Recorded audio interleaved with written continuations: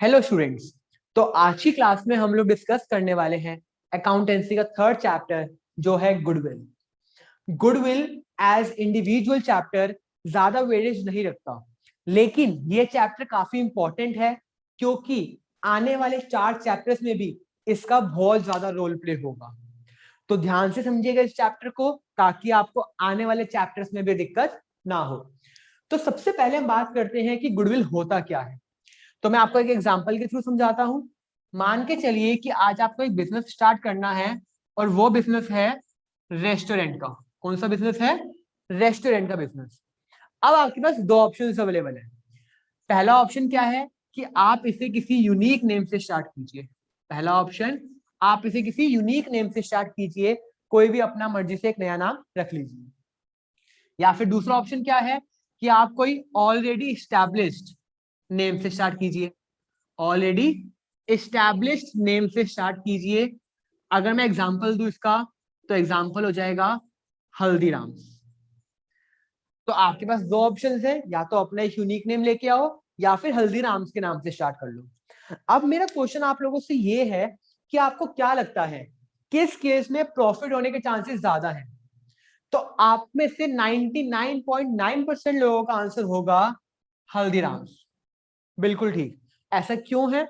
क्योंकि अगर हम बात करते हैं अपने यूनिक नेम की, तो हमारा कोई मार्केट में रेपुटेशन नहीं है, ना ही हमारी कोई इमेज है, ना ही हमें कोई अभी तक जानता है। तो इसका मतलब हमें कस्टमर्स बनाने में, कस्टमर्स को बुलाने में टाइम लगेगा, ज्यादा टाइम लगेगा। लेकिन अगर मैं बात करूं हल्दीराम्स की, तो उसकी एक मार्केट में रेपुटेशन भी है, उसकी इमेज भी है, और साथ में उसके कस्टमर्स ऑलरेडी बिल्ड है। इसका मतलब क्या है कि हल्दीराम्स ऑलरेडी मार्केट में इस्टेब्लिश्ड है काफी टाइम से। तो इसका मतलब क्या है कि हल्दीराम्स का केस में हमें प्रॉफिट होने के चांसेस ज्यादा है। और इसी इमेज, इसी रेपुटेशन को हम लोग बोलते हैं गुडविल। इसी इमेज, इसी रेपुटेशन को क्या बोलते हैं? गुडविल।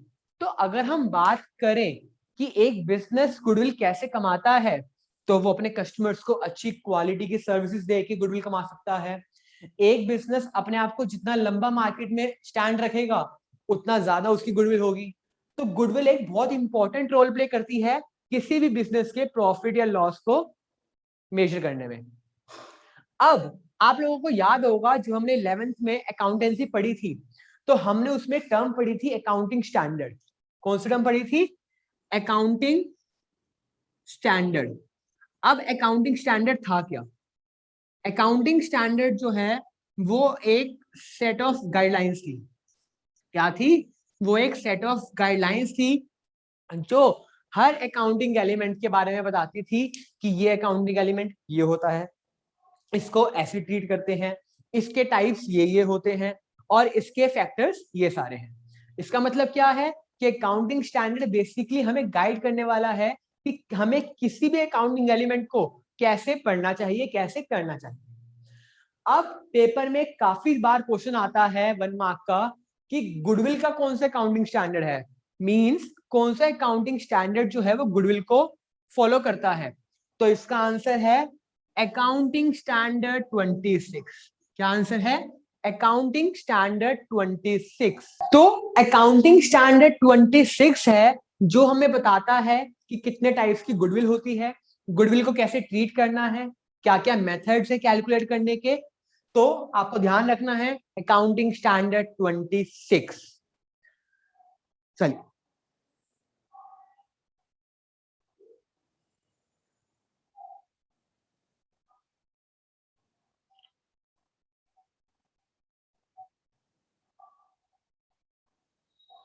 चलिए। तो अकाउंटिंग स्टैंडर्ड 26 के अकॉर्डिंग अगर हम देखें, तो हमारी जो गुडविल है वो 2 पार्ट्स में क्लासिफाइड है। अगर हम अकाउंटिंग स्टैंडर्ड 26 के अकॉर्डिंग बात करें, तो हमारी गुडविल 2 पार्ट्स में डिवाइड है। पहली है परचेज गुडविल, और दूसरी है हमारी सेल्फ जनरेटेड गुडविल। पहली है परचेज गुडविल और दूसरी है सेल्फ जनरेटेड गुडविल। सबसे पहले बात करते हैं हम लोग परचेज गुडविल की। तो परचेज गुडविल क्या होती है? ये वो गुडविल है जो आपने बिजनेस खरीदते टाइम परचेज की है। ध्यान से समझिएगा, वो अमाउंट ऑफ गुडविल जो आपने कोई बिजनेस टेक ओवर करते वक्त खरीदी है उसको बोलते हैं परचेज गुडविल। तो ये एक तरीके का अगर हम कह सकते हैं कि आपके लिए लॉस है, आपने एक लॉस परचेज किया है। एक एग्जांपल के थ्रू समझाता हूं, आपको क्लियर हो जाएगा। तो मान के चलिए आप लोग मेरा बिजनेस टेक ओवर करना चाहते हैं। आज मेरे बिजनेस के जो एसेट्स हैं वो 12 लाख रुपीज के हैं, और मेरे बिजनेस की जो लाइबिलिटीज हैं वो हैं 2 लाख रुपीज की। तो मेरे बिजनेस की नेटवर्थ कितनी आ गई? 10 लाख रुपीज। लेकिन मैं आपको अपना बिजनेस जो सेल करता हूं वो कितने का करता हूं? 11 लाख का। इसका मतलब है जो ये 1 लाख का डिफरेंस आ रहा है ये है परचेज गुडविल। ये क्या है? परचेज गुडविल जो आपने खरीदी है मेरे बिजनेस के साथ में। और क्योंकि ये आपका एक लॉस है तो इसे बैलेंस शीट में दिखाना जरूरी है। और बैलेंस शीट में किस साइड दिखाएंगे? एसेट साइड में दिखाएंगे। किस नाम से? गुडविल के नाम से। किस नाम से दिखाएंगे? गुडविल के नाम से। तो एक बार दोबारा डिस्कस कर लेते हैं।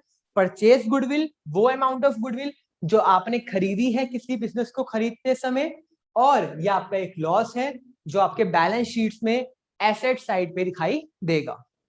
अब हम बात करते हैं सेल्फ जनरेटेड गुडविल की। ये एक ऐसी गुडविल है जो मार्केट में एक्चुअली प्रेजेंट नहीं होती, लेकिन आप अपनी एक एस्टिमेटेड वैल्यू लगाते हो कि भाई आज मेरे बिजनेस की मार्केट में कितनी गुडविल हो सकती है। क्या मतलब कि आज मैं अगर मार्केट में अपना बिजनेस सेल करता हूं तो मुझे कितना अमाउंट ऑफ गुडविल मिलेगा, इसको बोलते हैं सेल्फ जनरेटेड गुडविल। अब ये कब कब कैलकुलेट होती है पहले ये डिस्कस कर लेते हैं। तो कुछ केसेस हैं, काफी बार क्वेश्चन भी आता है एग्जाम में, तो ध्यान से देखिएगा। सबसे पहला केस है आपका change in profit sharing ratio.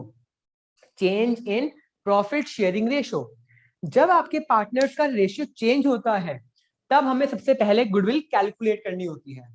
कैसे, क्यों, आइए डिस्कस करते हैं। मान के चलिए ए और बी दो पार्टनर्स हैं जिनका रेशियो था 3:2। मतलब ए का जो शेयर है वो है 60% और बी का है 40%।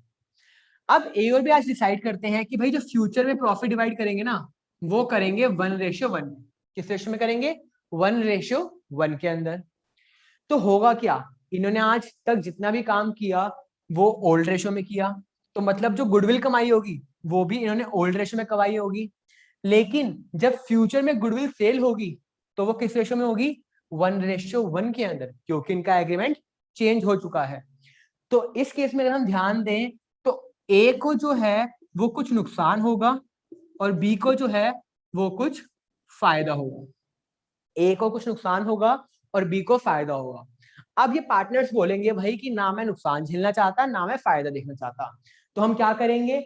हम अपनी गुडविल कैलकुलेट करेंगे आज की डेट में, और जो भी बी का गेनिंग शेयर आ रहा है, मतलब जितना बी को एक्स्ट्रा मिलने वाला है फ्यूचर में, वो अमाउंट लेके इसको दे देंगे, ए को दे देंगे। तो इससे होगा क्या, जब फ्यूचर में गुडविल डिवाइड होगी तो ए और बी में नए रेशो में होगी, लेकिन पहले क्योंकि ए को एक्स्ट्रा अमाउंट मिल चुका है तो टोटल में ए और बी को जो गुडविल डिवाइड होगी वो किस रेशो में होगी? ओल्ड रेशो में होगी।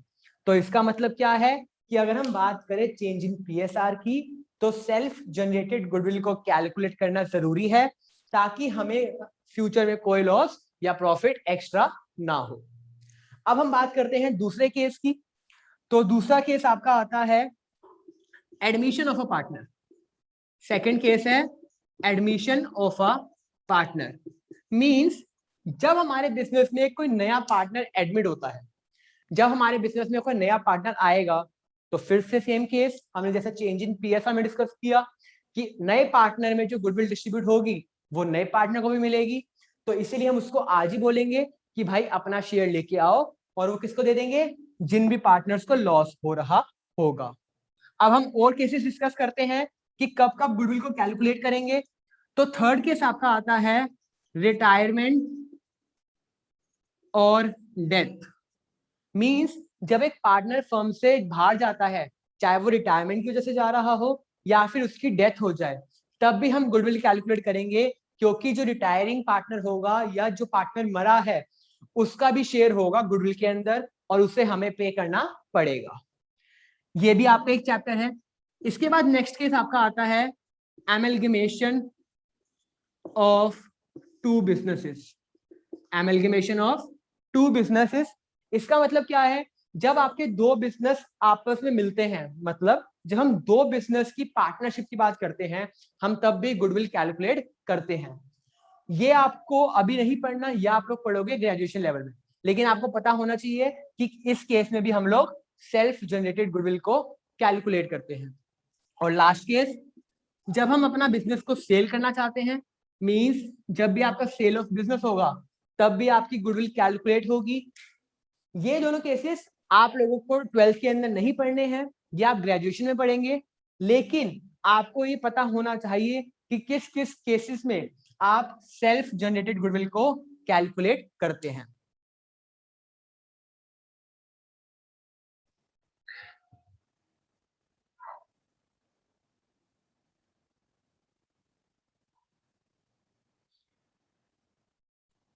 चलिए, तो अब हम सीखते हैं कि गुडविल को कैलकुलेट कैसे करना है, कौन कौन से हमारे पास मेथड्स है गुडविल को कैलकुलेट करने के। तो अगर हम हमारे सिलेबस की बात करें तो हमारे पास टोटल 4 मेथड्स हैं जिनको हमें सीखना है।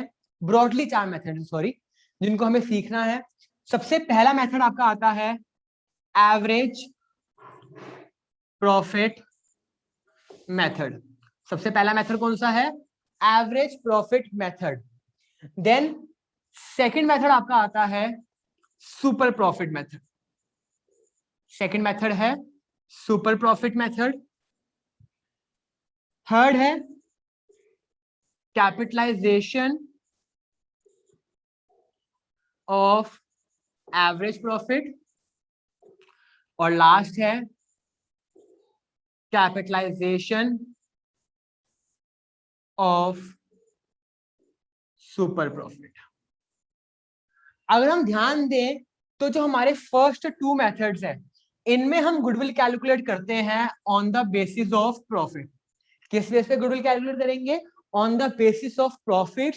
मींस जो हमारी गुडविल निकल के आएगी वो प्रॉफिट की टर्म्स में निकल के आएगी। लेकिन अगर हम बात करें कैपिटलाइजेशन ऑफ एवरेज प्रॉफिट और कैपिटलाइजेशन ऑफ सुपर प्रॉफिट की, तो इस केस में जो हमारी गुडविल निकल के आएगी वो निकल के आएगी हमारी कैपिटल की टर्म्स में।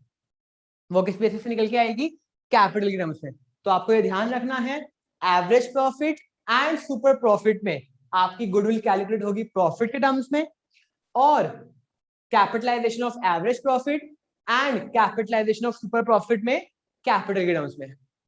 तो अब हम इन चारों मेथड्स को एक एक करके डिस्कस करते हैं। सबसे पहले हम डिस्कस करते हैं पहले मेथड को, जो है एवरेज प्रॉफिट मेथड। कौन सा मेथड है? Average profit method. नाम से ही पता लग रहा है कि हम लोग अपने प्रॉफिट्स का एवरेज निकालेंगे और उसके बेस पे गुडविल निकालेंगे। तो आइए देखते हैं कौन कौन से स्टेप्स होंगे। तो सबसे पहला स्टेप आपका आएगा, कैलकुलेट करना है एवरेज प्रॉफिट। सबसे पहला स्टेप क्या है? कैलकुलेट करना है एवरेज प्रॉफिट। वो कैसे कैलकुलेट होगा? Sum of normal profits, sum of normal profits divide by number of years. Means आपको जितने सालों के प्रॉफिट्स गिवन है उनको आपको ऐड करना है और उसको नंबर ऑफ ईयर से डिवाइड करना है। लेकिन यहाँ पे एक बात का ध्यान रखना काफी ज्यादा जरूरी है कि जो आपके प्रॉफिट्स होंगे वो कौन से होने चाहिए? नॉर्मल प्रॉफिट्स होने चाहिए। वो कौन से प्रॉफिट्स होने चाहिए? नॉर्मल। मींस इसमें कोई भी एबनॉर्मल एलिमेंट इंक्लूड नहीं होना चाहिए। एबनॉर्मल एलिमेंट क्या होता है वो हम आगे डिस्कस करेंगे। तो सबसे पहला स्टेप क्या है? कैलकुलेट करना एवरेज प्रॉफिट, जहां पे हमारा फॉर्मूला है sum of normal profits divide by number of years. अब आता है सेकंड स्टेप, जहां पे हम डायरेक्टली गुडविल निकालेंगे।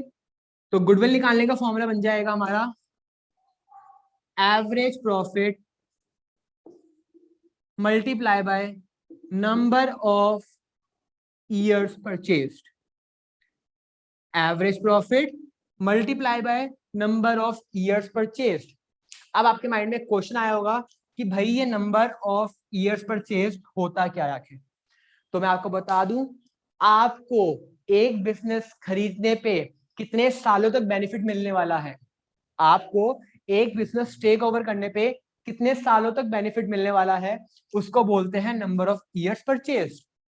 फॉर एग्जाम्पल, आपने मेरा बिजनेस टेक ओवर किया, आपको अगले 3 इयर्स तक मेरे गुडविल का बेनिफिट मिलेगा, क्योंकि गुडविल का बेनिफिट एक लिमिटेड टाइम तक ही मिलता है। तो मैंने क्या बोला, आपको फर्स्ट ईयर में, सेकंड ईयर में और थर्ड ईयर में आपको मेरे प्रॉफिट्स का बेनिफिट मिलेगा, मेरी गुडविल का बेनिफिट मिलेगा।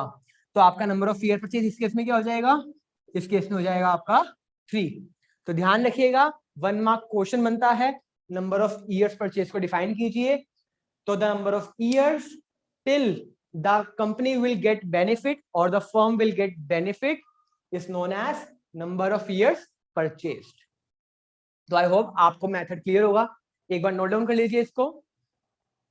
तो चलिए अब हम डिस्कस करते हैं टीएस ग्रेवाल का practical question first. Question first जो है वो आपके साइड पे है, देखिए क्या बोला गया है। क्वेश्चन 1 में बोला गया है कि आपको गुडविल कैलकुलेट करनी है पिछले 4 साल के एवरेज प्रॉफिट्स पे। आपको प्रॉफिट्स क्या क्या गिवन है, फर्स्ट ईयर का आपको गिवन है 12,000, देन 18,000, देन 16,000 एंड 14,000। और आपको बोला गया है नंबर ऑफ ईयर्स परचेज कितना है आपका, नंबर ऑफ ईयर्स परचेज है आपके 3। तो अब कैसे करेंगे, ध्यान से देखिएगा स्टेप्स को। सबसे पहला स्टेप, हमें क्या कैलकुलेट करना है, एवरेज प्रॉफिट। तो एवरेज प्रॉफिट कैसे कैलकुलेट करेंगे, average profit is equal to sum of normal profits. तो 12,000 plus 18,000 plus 16,000 plus 14,000 divided by 4।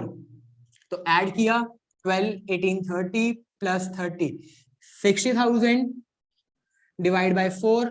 तो आपका जो एवरेज प्रॉफिट आ गया वो आ गया 15,000। एवरेज प्रॉफिट कैसे आया हमारा, हमने सारे प्रॉफिट्स को ऐड किया और डिवाइड कर दिया नंबर ऑफ ईयर्स से। तो हमने ऐड किया तो आया 60,000, डिवाइड किया 4 से, तो हमारा एवरेज प्रॉफिट आ गया 15। अब चेक करते हैं कि हमारी गुडविल कैसे आएगी। तो सेकंड स्टेप, गुडविल, इसका फॉर्मूला लिखेंगे। फॉर्मूला क्या था, average profit multiply by number of years purchased. Average profit multiply by number of years purchased. तो एवरेज प्रॉफिट था हमारा 15, क्वेश्चन में नंबर ऑफ ईयर्स परचेज कितना गिवन है 3। तो हमारा जो आंसर आ गया वो आ गया रुपीज में 45,000। तो हमारी गुडविल कितनी है बिजनेस की, 45,000। एक बार दोबारा देखते हैं, देखिए सबसे पहले हमने एवरेज प्रॉफिट कैलकुलेट किया, सारे प्रॉफिट्स को ऐड किया और डिवाइड कर दिया नंबर ऑफ ईयर से, तो ये आया 15,000।